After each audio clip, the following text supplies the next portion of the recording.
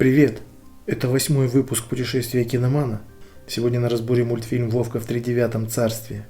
Год выпуска 1965, длительность 20 минут, страна-изготовитель СССР, студия «Союз мультфильм», режиссер Борис Степанцев, рейтинг на Кинопоиске 8,5. Существует сиквел «Вовка и зима в тридевятом царстве», но больше про него ничего не знаю. Через 3 года, в 1968 году, Борис Степанцев поставит мультфильм «Малыш и Карлсон», где переосмысливает фигуру Карлсона, делает из него довольно позитивного персонажа, в отличие от шведского оригинала. В 1965 году Маккартни впервые записывает и исполняет «Yesterday». В США прошла первая крупная демонстрация против войны во Вьетнаме, Декларация Генассамблеи ООН о недопустимости вмешательства во внутренние дела государств. Сейчас эта декларация звучит довольно интересно.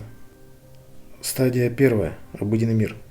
В читальном зале тетенька-библиотекарь спрашивает у Вовки, что он хотел бы еще почитать.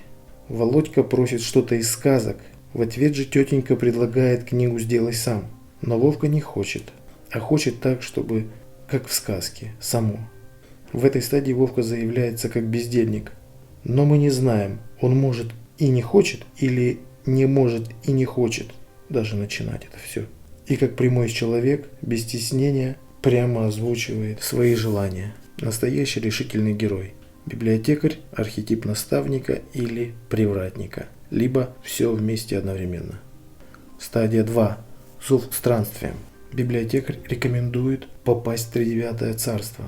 В книге «Сделай сам» есть сказочный раздел, который поможет телепортировать Вовку в сказку. Но не совсем телепортировать, а скорее создать некий аватар Вовки, идентичный оригиналу. Такой аватар создается библиотекаршей, она Вовке объясняет работу аватаров, но при этом библиотекарь отрицает волшебство и топит за книгу «Сделай сам». Мне это показалось странным, что с одной стороны библиотекарь отрицает волшебство, но при этом есть раздел «Волшебство» в книге «Сделай сам». Какое-то странное отношение к волшебству.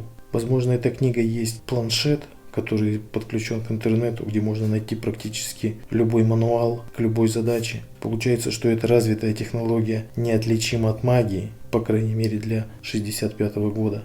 Здесь вижу отсылку к 3-му закону Кларка, который сам Кларк оформит только к 1973 году. Ромка, как тебе такая отсылка? Отсылка в будущее. Стадия 3. Отвержение зова. Считай, эта стадия отсутствует, так как Вовка решительный герой, то и отвергать зов он не собирается, напротив, ему не терпится попасть в сказку. Стадия 4. Встреча с наставником. Думаю, что все эпизоды с библиотекаршей – это есть встреча с наставником. Она спрашивает, предлагает, советует и прочее. Стадия 5. Преодоление первого порога. Вовкин аватар входит в сказочный мир через волшебную дверь. Особый мир начался.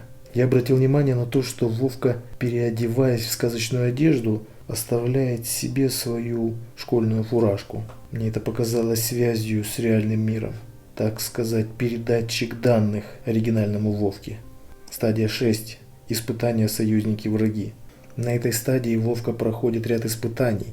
Встречается со сказочными персонажами, которые не союзники, но и враги. Скорее, не все привратники, которые решают, куда отправить Вовку, в зависимости от его поведения и ответов. Причем от привратника к привратнику Вовка становится лучше. Деда царя просит сразу принести сладости. Золотую рыбку же просит, но уже взамен бабки обещает корыто сделать. Василис просит обучиться и даже позволяет усадить себя за парту. И Василиса же указывает ему путь в тридевятое царство через темный лес. 2 из ларца пытается давать более-менее осознанной команды. Это случай со сладостями и с выпечкой пирогов. Стадия 7. Приближение к сокрытой пещере. В тридевятом царстве Вовка призывает 2 из ларца. Довольно сильная магия. Уточняет правила работы магии, но, как видно, дальше с формулировками у него проблемы, и 2 из ларца просто начинают кайфовать за него. Возможно, если бы Вовка был старше и мог более эффективно формулировать свои мысли, более логично и более последовательно, то его цель была бы достигнута намного-много раньше. Но, как видно из эпизода с золотой рыбкой, читает он еще по слогам, с трудом. Стадия 8. главное испытание. Это испытание пирожками. Печь-привратник дает четкие требования к выполнению квеста. Весь процесс создания пирогов, кроме самой выпечки, Вовка должен выполнить самостоятельно. Но Вовка первым делом делегирует работу двоим из ларца, но у них ничего не выходит. Поэтому Вовка, внимание, решает сам сделать все. Впервые за весь фильм. Со словами «и так сойдет», лепит полную халтуру и горелые пирожки отказывается есть. В этой стадии Вовка решает все сделать сам, да, с оговорками и халтурой, но все же. Большой прогресс для человека, который начинал свой путь с нежелания вообще что-то делать и хотел, чтобы все делало само. Стадия 9. Награда. Вовка слышит, как над его работой смеются двое из ларца. Вовка спрашивает у них: «Думаете, я ничего не умею?» Двое, гадко смеясь, соглашаются с ним. Вовка получает обратную связь от реальности. Признание своей слабости уже большой шаг к просветлению. Стадия 10. Обратный путь. Вовка не соглашается с двоими и говорит, что у него нет инструментов, а так бы мог он ого-го сделать все. То есть Вовка кое-какер все еще пытается съехать и генерирует отговорки. Но двое выдают ему набор инструментов, и Вовка почему-то произносит важные слова: «Захочу, все сделаю».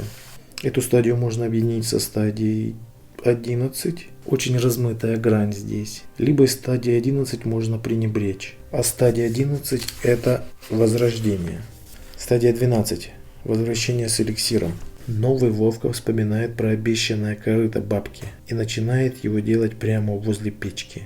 И самое главное, выполняет обещанное сам, без всяких чит-кодов. Бабка хвалит его и сразу просит себе избу. Но Вовка говорит, что еще не дошел до этого в книге «Сделай сам». Откуда она взялась у него? Всегда ли была в кармане? Не знаю. Конец. Перед нами новый Вовка, который не полагается на магию, авось и непонятных помощников, а выполняет все сам. Выводы, вопросы, ассоциации. Первое. У библиотекарши и бабки 5 пальцев на руке. У остальных, включая Вовку, только 4. Почему такая разница есть? Пятипалые существа более развиты, а четырехпалым нужно еще совершенствоваться. Даже у Василис, продвинутых персонажей, по 4 пальца на руках. Может быть, сказочный мир – это чистилище, где все персонажи проходят процедуру очищения, и 5-й палец есть признак просветления? Второе. Василиса берет нить для своей скатерти из самого солнца. Что это?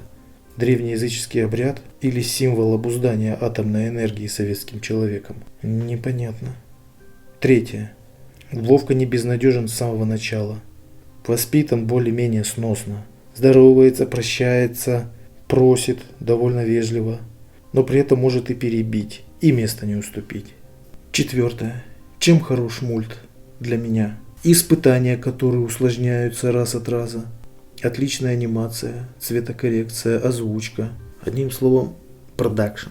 Цитаты, ушедшие в народ. «И так сойдет» – это уже классика. Даже в новом сериале «Фандорин Азазель» шеф говорит Фандорину в сцене подготовки к игре в покер на костюм Фандорина «И так сойдет». Пятое. Кульминация была слабая, считаю.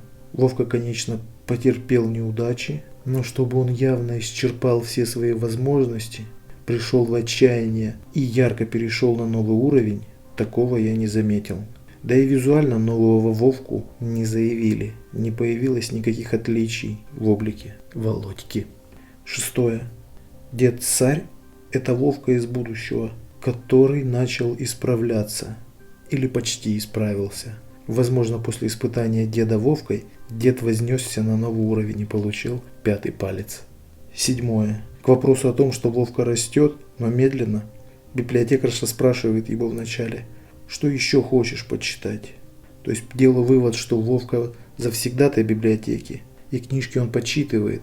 Может быть, не в том объеме, но все же он постоянный. Но все же абонемент у него в библиотеку есть, и он его использует. На этом все.